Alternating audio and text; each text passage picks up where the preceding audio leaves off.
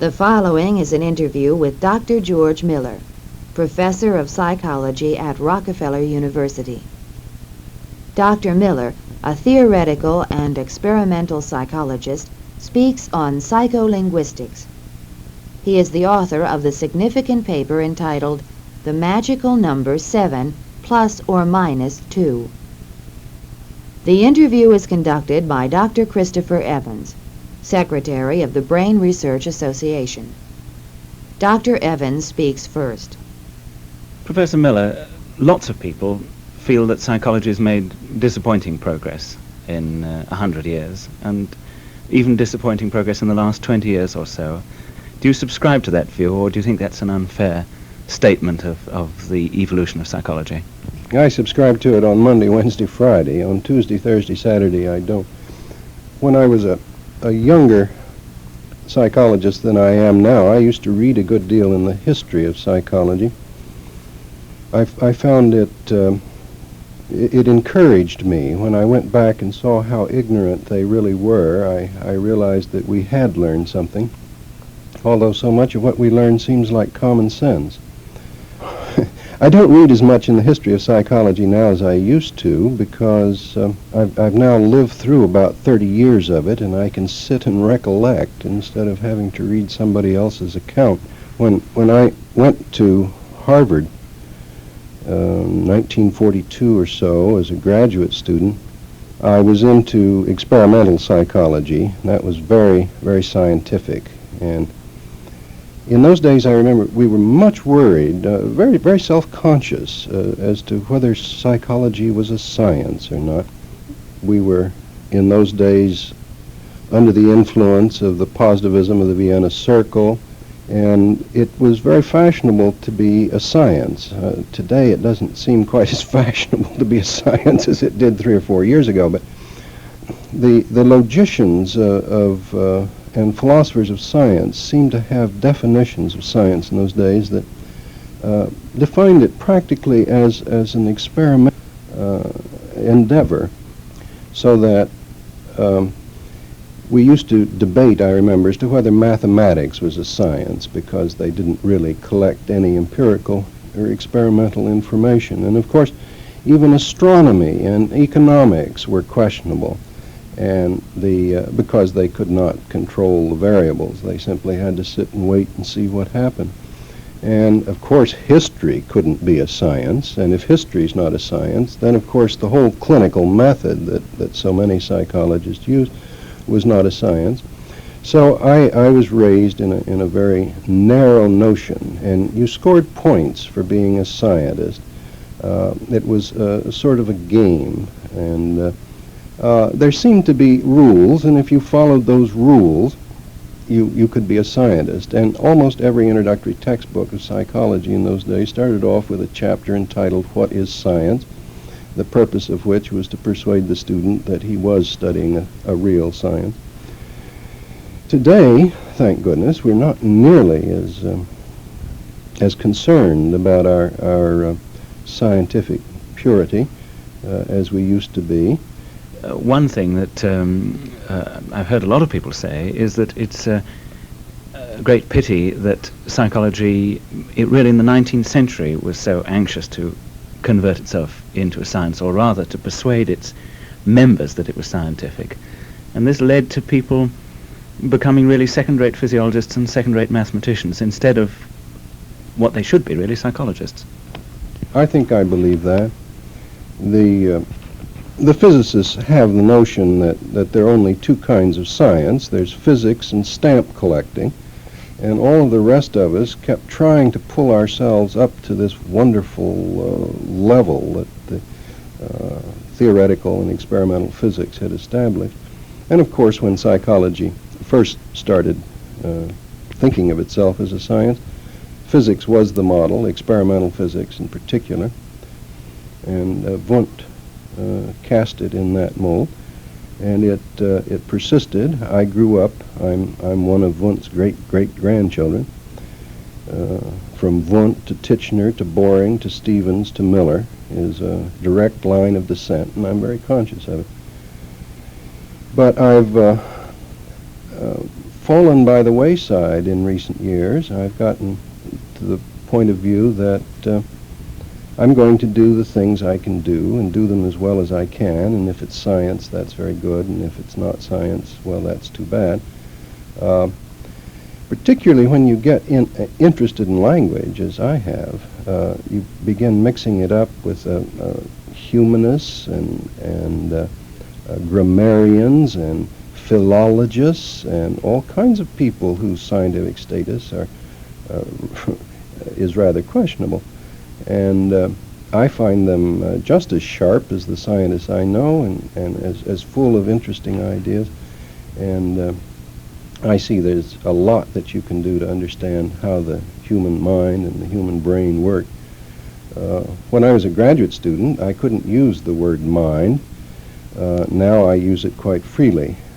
But originally it was a four-letter Anglo-Saxon word, and to be banned from all serious discussions of the subject. Today it's perhaps an intervening variable if you wanted to make it sound impressive. In the 40s and even in the early 50s, there was a sort of feeling that hard and fast behaviorism, the sort of emphasis of the physical sciences, was winning and ultimately would win totally. Now, I wonder when you feel that there began the swing of the pendulum in the other direction, or when the turning point, so that mind started to become a decent word again, actually began. I would relate it to the intrusion of the computer on the psychologist's thought. Clark Hull, who was one of the emperors of psychology in its behavioristic heyday in the United States, used to build little models of capacitors and resistors that would discharge at various rates and that would demonstrate principles of Pavlovian conditioning. And apparently the point of this exercise was that the principles he was talking about could be realized in physical shape, so that it made it seem much more real if you could point to a process out in the physical world that had the same characteristics as the theory that you were espousing. As the computer came in, however, it became possible to formulate realizable models of processes an order of magnitude, 2-3 orders of magnitude more complex than any psychologist who wished to be a self-conscious scientist could ever allow himself prior to that time. So the computers influenced psychology in at least two different ways. In the usual way, it has been used as a tool in data analysis and in the control of experiments. But it has influenced it perhaps more importantly in an indirect way. The metaphorical computer, the computer as a way of describing complex systems, I think has perhaps done more to change psychology than has the actual hardware itself. This, of course, came in first, I think, influenced psychology through servo systems, negative feedback type engineering that became very important during the Second World War. And I was fortunate enough to be working with engineers at that time and knew a good deal about it, so that when these ideas appeared, I could adopt them into my thinking a year or two ahead of my colleagues, I guess. Also, out of that general background came information theory from Norbert Wiener, and in the form I studied it most closely from Claude Shannon. And information theory was also a very surprising idea to psychologists, that you might be able to measure something as intangible as the amount of information in a message or in any stimulus event. The feedback ideas, however, I think are still, psychologists are still discovering the power of them and learning to think of a behaving organism as a system that is trying to control its input, and not as a system that takes an input, goes through some reflex, either innate or acquired, and gives an output in the early notion of the telephone switchboard model of the mind. But once you start thinking of it as a loop in which the output is intended to control the input, and I mean that quite literally, that as I move my head around, I change my view of the world, and all the way from sensory adaptations at that level to the question of changing my sensations of my stomach when I'm hungry. These are very important ideas.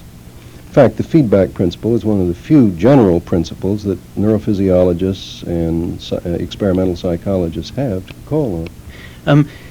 One thing that you said was very interesting, that everyone was very surprised, particularly, psychologists were very surprised at the notion that one could measure something as intangible as information. Now, one of the reasons that the word mind was such an improper word, I think, was that psychologists honestly felt that it too was intangible and therefore couldn't be measured. Do you think that this insight that information was measurable somehow allowed psychologists to be more broad-minded about other kinds of things that they could measure? I'm sure that's so. The mind fell into disrepute due to its invisibility. Well, what is the basic idea in information measurement? The notion is that if an event occurs as one of two possible events that might occur, the occurrence of that event being more predictable is less informative than if the event were one out of, say, thousands of alternative things that might have happened. If you're expecting any one of 1,000 things, you're very ignorant of what will happen, and when it happens, you get quite a lot of information. And this is a very powerful notion. I can remember getting quite excited about it. It has to do with what the person expects. You see, you can present over a noisy telephone line a word like, any word you like, dog, say, take a common English monosyllable, and you can arrange the signal-to-noise ratio in such a way that the noise power is about 4 times as great as the speech power. And under those conditions, if you know in advance that the word you're going to hear is one of two, either dog or cat, you can recognize correctly which it is about 95 to 100% of the time.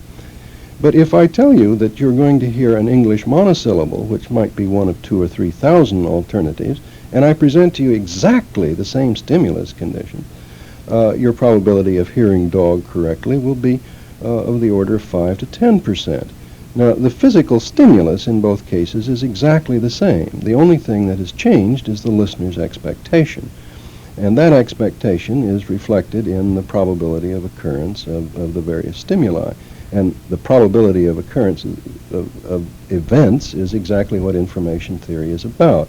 The measure of information theory is the mean logarithmic probability.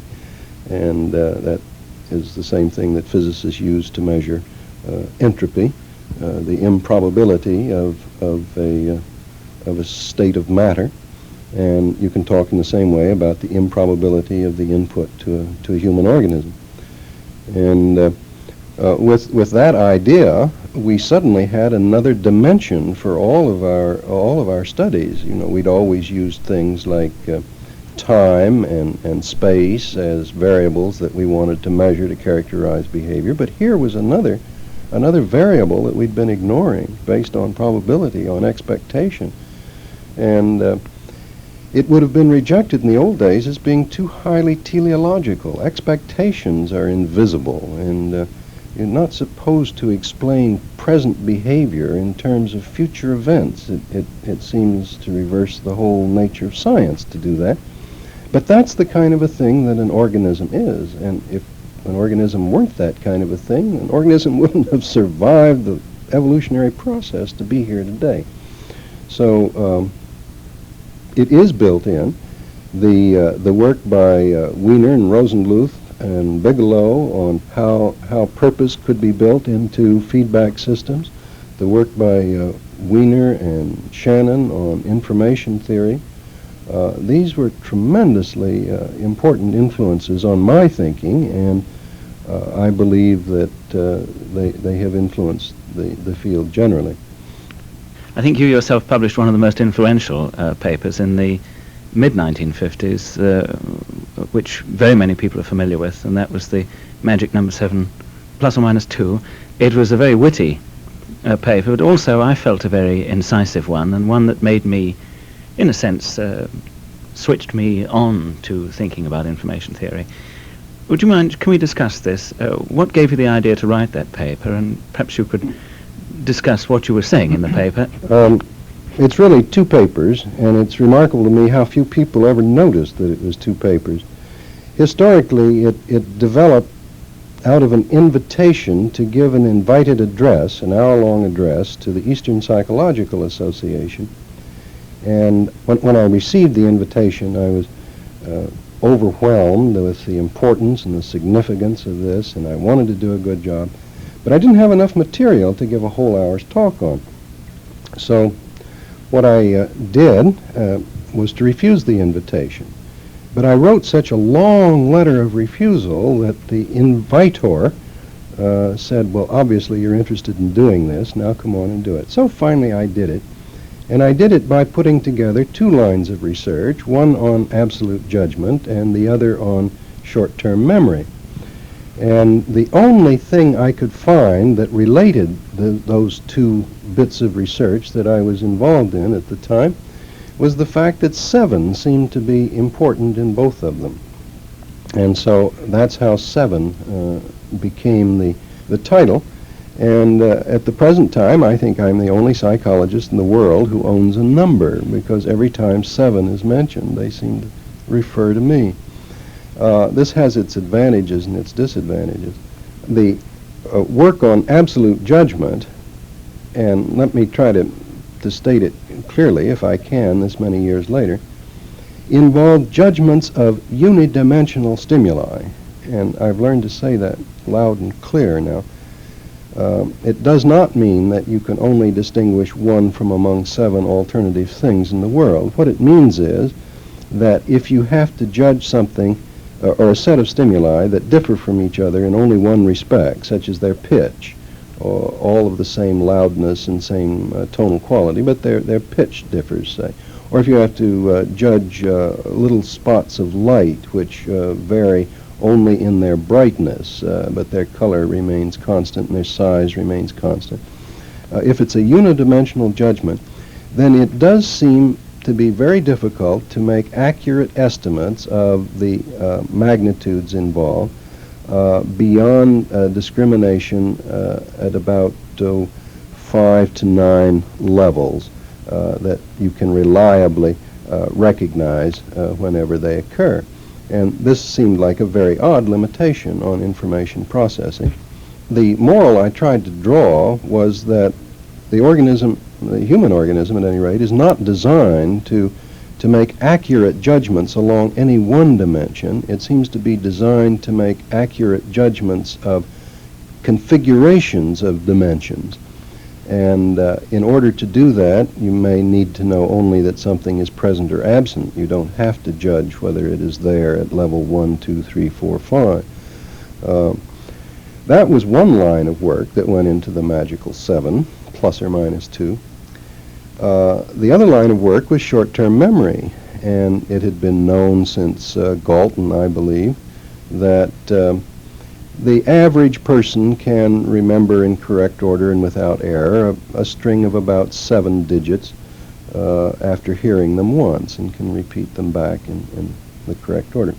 And that was used in intelligence tests. It's not really a good intelligence test item, because if you have a long span of memory, it doesn't mean that you're very bright, but if you have a very short one, only 2 or 3, then there's probably something seriously wrong with you neurologically.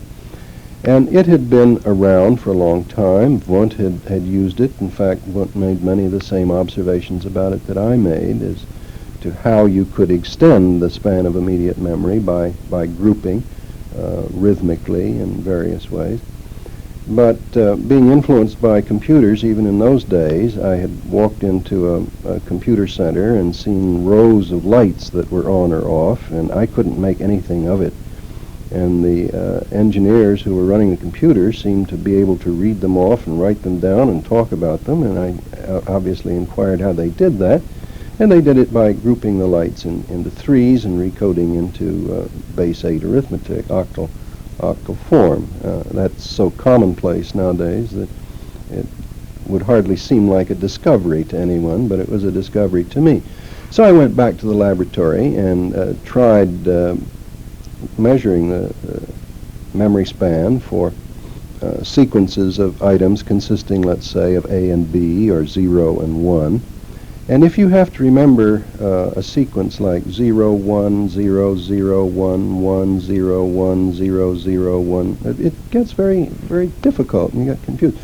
But if you can group them, 0, 1, 0 is what is it? 2, I guess, isn't it? 0, 1, 1 is 3, and 1, 0, 0 is 4, and 1, 1, 0 is 6, and 1, 1, 1 is 7. If you can group them into digits, and then each digit represents each octal digit represents 3 binary digits, you can remember about 3 times as many as you could otherwise. And this seemed to me to be quite a general principle. Even though you can only remember 7 things, by grouping, you can pack quite a lot more information into those 7 things. So the interesting thing that came out of it, and the problem I tried to present to my colleagues at the time, was that on the sensory judgments, we seem to be limited by the number of bits of information that the stimulus encoded, whereas on the memory side, we seem to be limited only by the number of chunks, and the number of alternatives per chunk didn't seem to be an important consideration. And I left this as sort of a problem to be worked out. Well, a lot of work has been done on it since, and we now know that, in particular, we know that short-term memory is a much more complicated thing than I understood it to be in the middle 50s. But the message that apparently went out to people who heard about the paper without perhaps studying it as carefully as I'd hoped was that the human mind is limited to 7 items at a time. Now, this is exactly what I was not saying, of course. I was saying that you can look at this in a bit way and you can look at it in a chunk way, but items of information, who knows what an item of information is? A sentence may have in it 10 words, 15 syllables, 35 phonemes. How many items of information in a sentence? It may have only 2 ideas in it, and what measure you use in terms of chunks is a very moot point. Well, one amusing thing that's happened to me just the past year, there was in this country during Johnson's administration a Beautification Act passed by Congress, which was known as the Lady Bird Johnson Act. And one of the hopes was that they would take down most of the billboards that disfigured the countryside across the nation. Under this stimulation, a great many people got interested in taking down billboards, and one group of people wrote a little book called Street Graphics. The author of the book wanted to explain why you should take down signboards, and he did so in terms of a notion of information overload for a driver of an automobile. And this was an obvious safety hazard. And his system of measuring signs was that no sign should have more than, I think it was 9 items of information. And in the course of introducing this, he cited, guess what, George Miller's magical number 7. And of course this was exactly what I was not saying. Well, this little book was very widely published in the United States, much to the distress of the Outdoor Advertising Association. And I understand that I was enjoying a career that I knew nothing about in the billboard industry, where they found me anathema. It just happened that I discovered this because somebody in the business happened to be married to a psychologist. And she said, "I don't think that's what Dr. Miller said." And her husband called me up, and he works for the Outdoor Advertising Association. and showed me this book. And I wrote a letter trying to explain the situation just to protect my own scientific reputation. Well, now I seem to be the bête noire of the beautification people and the hero of the signboard people. And all I wanted to do was to make it clear that the work I did in the middle 50s was not relevant to the sort of problem of information processing that a driver faces when he's driving a car through a forest of billboards. We didn't consider the rate of information input at all. Each event was an absolute judgment, and the person had as much time as he wanted to make it as accurately as he could. Well, one is always a captive of one's past, and so I find myself returning to the magical number 7 on occasions like this, whether I want to or not. I think it was an important period, though, in experimental psychology, and today when bright young students come along, it's perfectly obvious to them that when you ask a person to make a discriminative judgment of some sort, the size of the set of alternatives that he must choose from is obviously a variable that you have to control. And this is so obvious to them that they cannot believe that there was a time when psychologists didn't take that for granted. After the impact of information theory in the 50s, let's say, the next interesting intrusion into psychology and something that gave it a lift, as far as one can make out, was the increasing interest that psychologists began to pay to linguistics, to the nature of language and the nature of human communication. Do you think this has been a particularly useful injection from outside? Well, it's certainly been useful in this country. Of course, there's a long tradition in Europe of psychological interest in language. Wundt regarded his best work as the Volkspsychologie, and he was quite a sophisticated linguist. Karl Bühler, did excellent work on it. The Sterns did excellent work on the development of language. But in this country, when we went into our behavioristic period following J.B. Watson, language became sort of a problem for behaviorists, and they had to treat it rather gingerly and took some rather strange points of view toward it. On the one hand, they wanted to say that thinking was just talking to yourself, and talking was an observable behavioral process which they felt they should be able to study. Language, they thought, was one of those mythological things like the mind.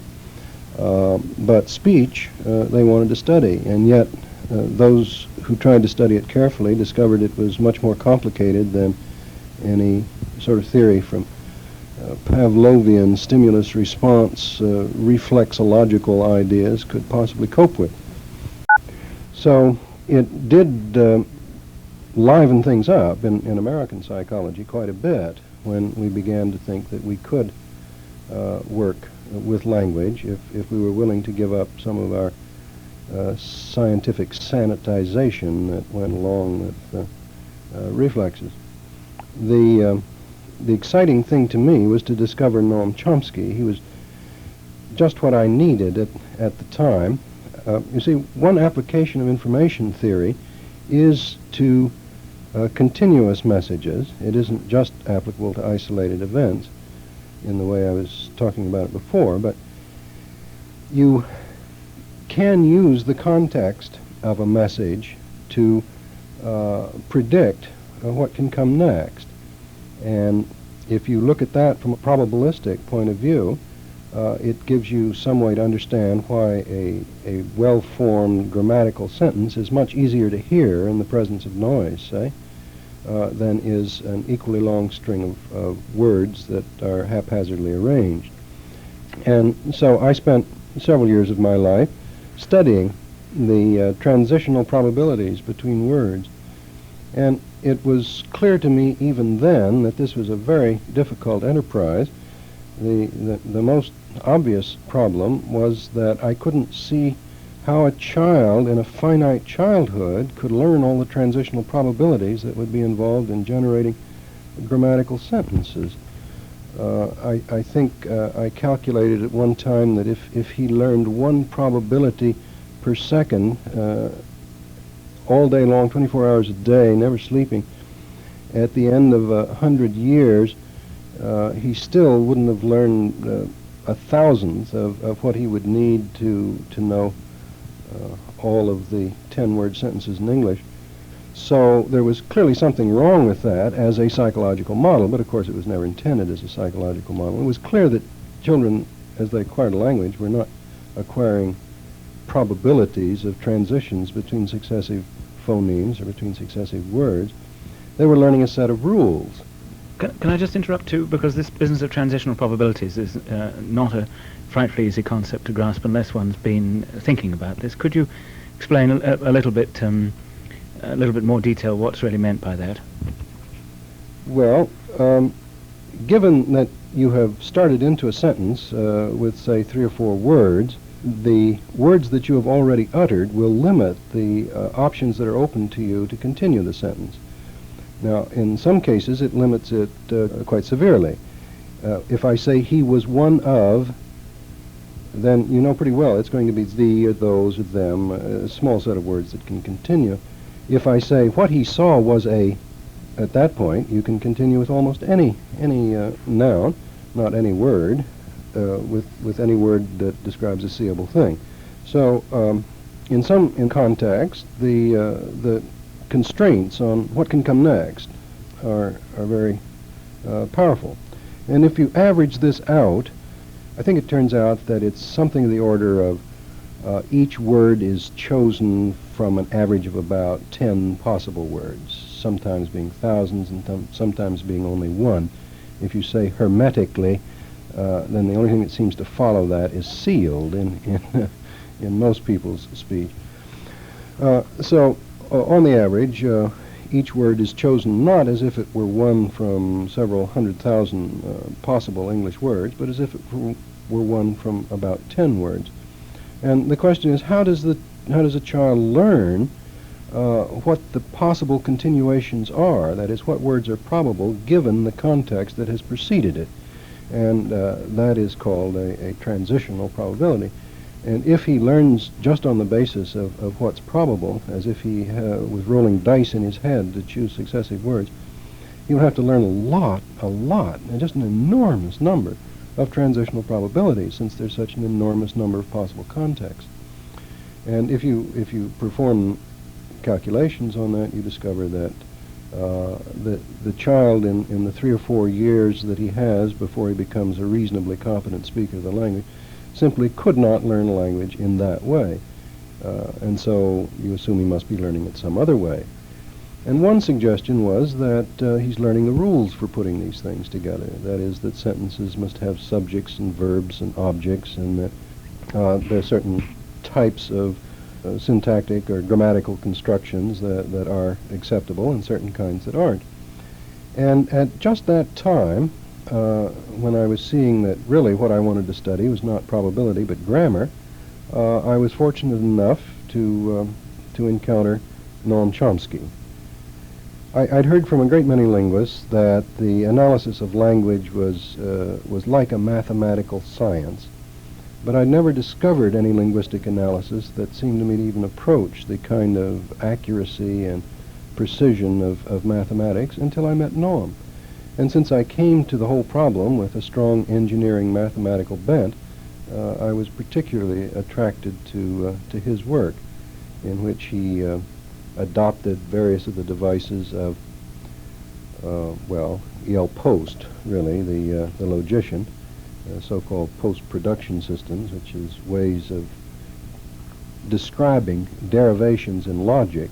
Noam Chomsky adopted these to a way of thinking about sentences as if they were being derived from an underlying postulate by a set of rules. And putting it in that way, I could contrast it with the sort of transitional probability model that I had been working with and see what a limited model that was. And it opened up a great many alternative kinds of mathematical formalizations. And that was how I got caught in the linguistics business. when I first became interested in Chomsky's models, of course, I was concentrating entirely, as he does, on the syntactic structure of well-formed sentences.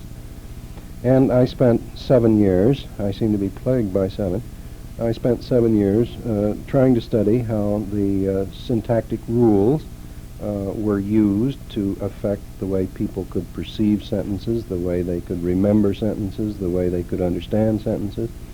And we always found that there were effects.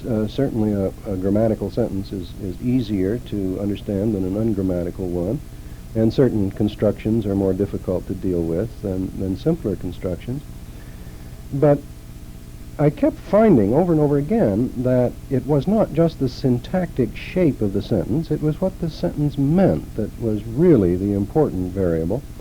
I remember I used to talk to students, I used to lecture to students on these ideas, and I would say, now there are sentences like strings of words like this, colorless green ideas sleep furiously, that clearly mean nothing at all, even though they seem to have a grammatical form. And the students would object to this, and they'd say, oh, I can understand that, and then they would go into some elaborate search for context in which it might make sense to say something like colorless green ideas sleep furiously. And in fact, one person even wrote a sonnet in which that was the last line, to prove that the human mind was not limited in the way that I seem to find it. And after resisting this struggle for meaning that seemed to be the natural intuitive response to syntax on the part of my students, after resisting that for several years, I finally decided that the students are right, and that is what goes on when you hear a sentence. You look around very hard to see how that fits into your understanding of the context in which it's uttered. Or if you hear it out of context, you try to imagine a context in which it could be said. If somebody says to you, John and Mary saw the Rocky Mountains flying to California, you know perfectly well it was John and Mary who were flying to California, not the Rocky Mountains, although it's perfectly ambiguous as the syntactic structure as to which was flying. You simply know too much about mountains and about people, and which is the more likely to be flying at any particular time. And semantic considerations seem to be important, and so after years of resisting it, I finally decided I would try to understand the psychology of meaning. I find now, as I've been working on meaning for several years, that processes that you have to study are not limited to the kind of meanings that you might look up in a dictionary. Your whole range of conceptual knowledge is available to you, and available to you in a remarkably short period of time after hearing a particular word, or a particular phrase, a particular sentence. And how the human memory could be organized to make all of that information available so rapidly is an absolutely astounding problem when you try to put it, say, in terms of how you would program a computer to do these things. It has to be a very large, very fast computer with an enormous memory, organized in ways that we don't understand at all. And it makes me feel that there must be very important principles to discover from the way the human brain works that might lead to revolutions of a sort I can't even imagine in our design of computers. So, beyond semantics, having gone from sensory signals to probability theory to syntax to semantics, I now find that what some philosophers call pragmatics is really the field of central interest for a psychologist. And pragmatics involves the study of the whole social situation. And you can take any kind of a sentence, you try to imagine what sort of information processing a person does when he hears that sentence. You're forced to realize that what he will do with the sentence depends on the situation in which he hears it. For instance, if I tell you that John drinks wine, you may be able to hear it perfectly. You can look up every word in your mental dictionary. You know what it means. You know who John is, what wine is, what drinking is. You parse it. You put it all together. You could paraphrase the sentence. You could do all of those things, and yet you don't have the foggiest idea what I mean when I say John drinks wine. That is, am I warning you that he's a drunk? Am I issuing a promise that you might get some if you go to visit him? Am I telling you something about his personality? What am I doing when I say John drinks wine? And the kind of information processing you will do, what inferences you will draw from a sentence like that, depends as much on the context in which it's uttered and what you perceive that the speaker wants you to believe that he believes, as it does on what the actual words in the sentence are. And that is a study that takes the psychology of language back into the study of the psychology of the mind quite generally. How would you set about, or how are you setting about studying linguistics within the setting of psychology? Well, I've spent about 2 years now trying to develop in a coherent fashion some ideas I have about the information processing that goes on when a person hears a sentence. And I'm now about ready to try to test some of those ideas to get out of my armchair. And it seems to me that there are 3 ways you can test them. There is the usual way that psycholinguists use of getting adults, usually college sophomores, and asking them puzzling questions and seeing how long it takes them to figure out the answer. And that's very good, and a lot of people are doing that, and I will probably continue to do it too. But there are 2 other techniques that fascinate me very much. One is to look and see whether the general components of meaning that we find in our analysis of English are also discoverable in exotic languages, languages that have no historical relation to English at all. I suspect that the same concepts are universal, that is, I believe in the psychic unity of mankind, but that they may be packaged into lexical entries very differently in some languages from the way they are in English. But that if you did the same kind of analysis we're doing for English, you should come up with the same kind of concepts, and they are the universal concepts that have fascinated philosophers from the Greeks on, concepts of space and time and causality and motion. These are the things that are built deep into the structure of our language, and the things that provide the context for everything else we talk about. So one way to do it would be to try to compare different languages. Unfortunately, I'm not a very good linguist, and trying to learn 5 exotic languages at my age is not a practical solution. But I do hope I can get some ethnologists, social anthropologists to visit me, listen to what I'm saying, and to go look and see if they can find the same thing in their people out in the field. The third way does seem to be one I can do something about, and that is to see how these ideas develop in children.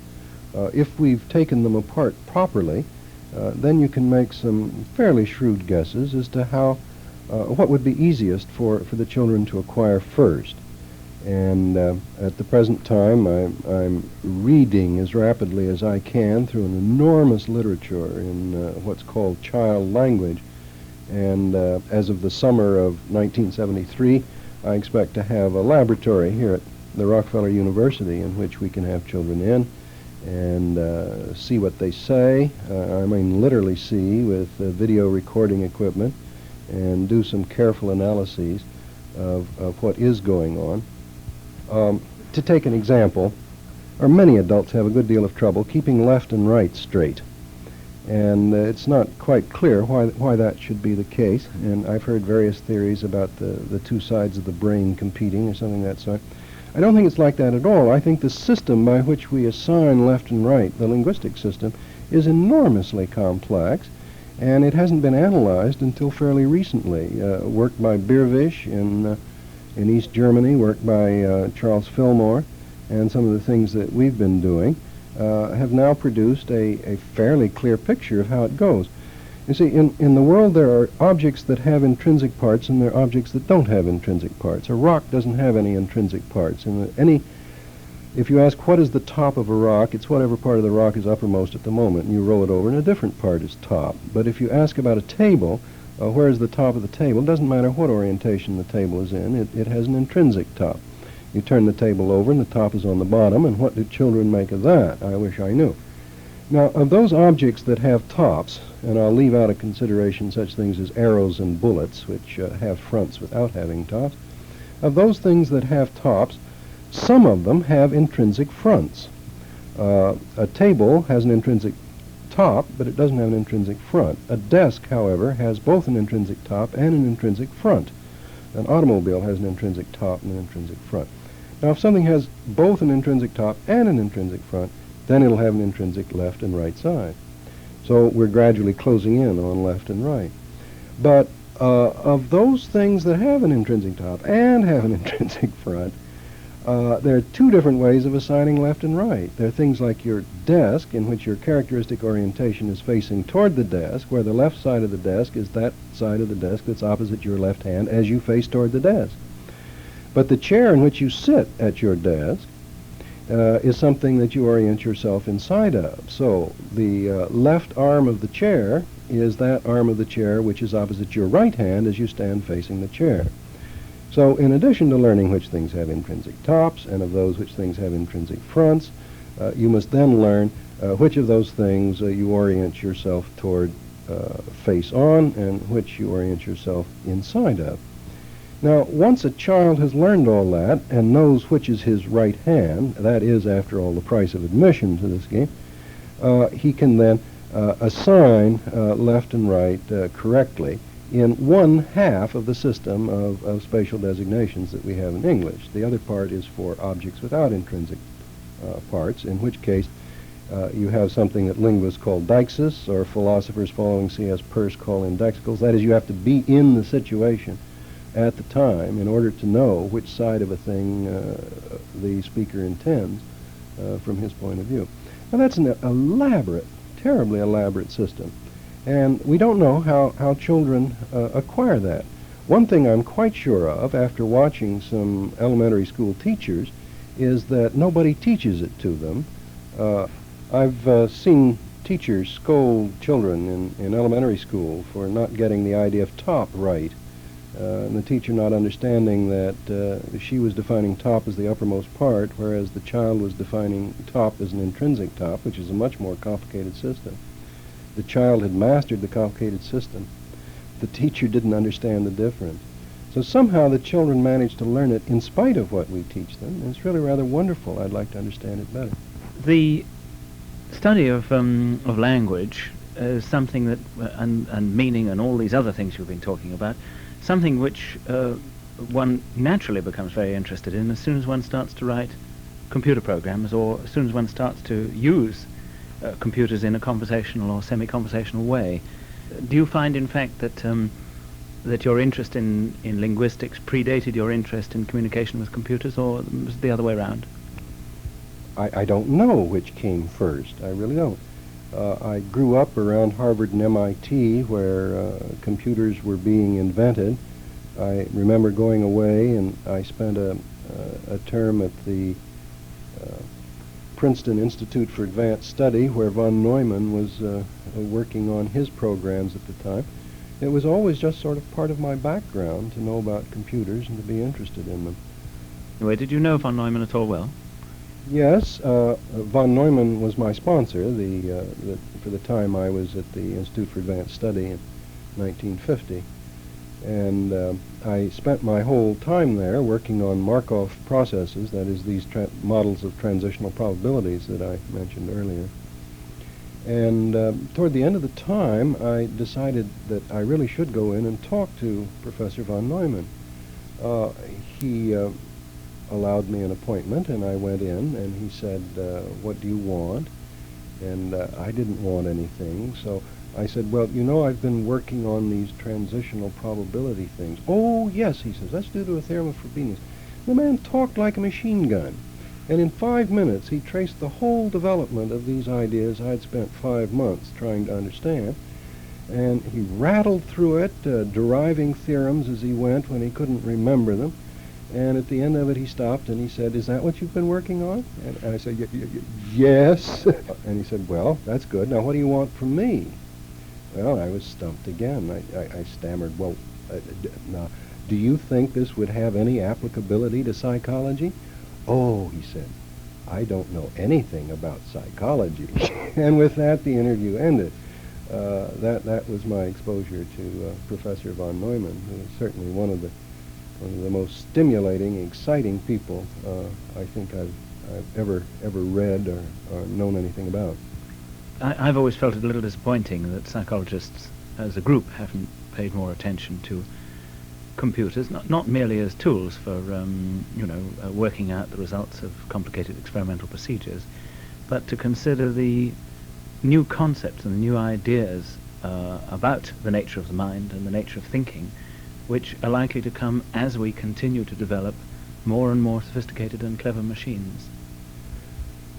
Well, the psychologists are beginning to get interested in the subtler aspects of computers, and if you pick up almost any journal that publishes articles on cognitive psychology, perceptual psychology, you'll find it now full of flowcharts, which you wouldn't have seen 15, 20 years ago.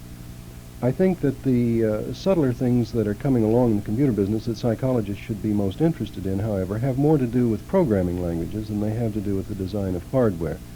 The machine, if it's a good machine, a big machine, is a general purpose instrument, and it will do anything that you tell it to do. And so you write a program that makes it do the kinds of things that you're interested in, that gives shape to the machine.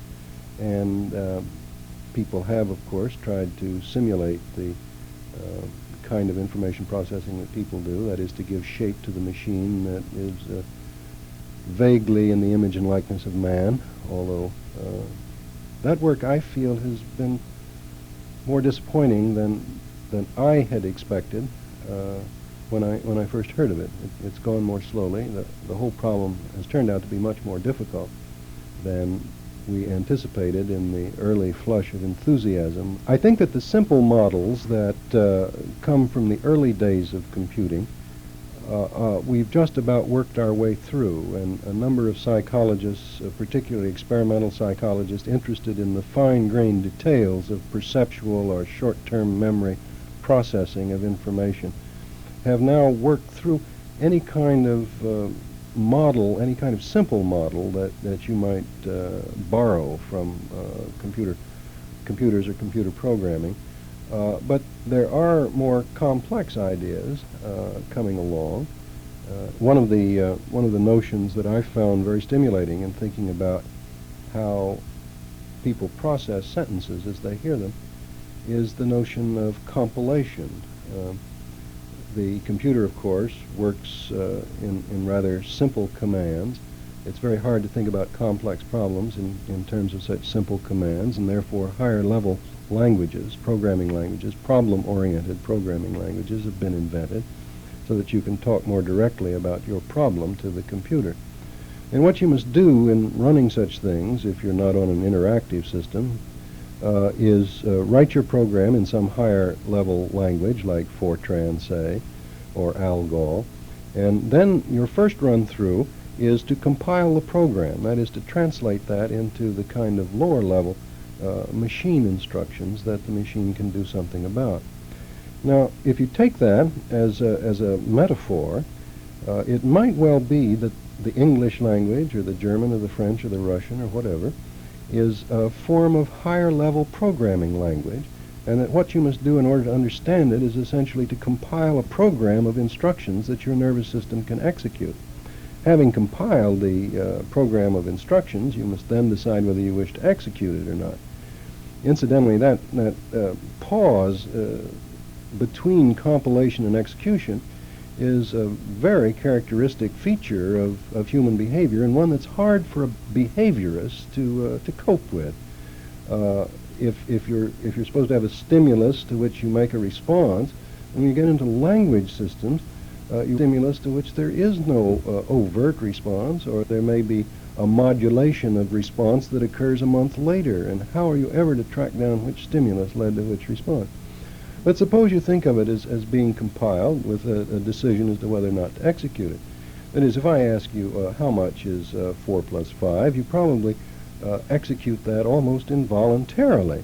But if I ask you how much is 3,862 multiplied by 416, even though you understand perfectly what I'm asking you, the chance that you would execute that involuntarily is minimal. Most of us would have to go through quite an elaborate execution process with pencil and paper, or perhaps a computing machine, before we were willing to provide an answer to that one. And if you imagine that the compilation is practically automatic, that is, that you cannot refuse to understand a sentence that comes to you in a language that you know well, the real pause that gives you control over what's going on and does not make you a victim of whatever words happen to fall upon you at the moment, that pause between compilation and execution is where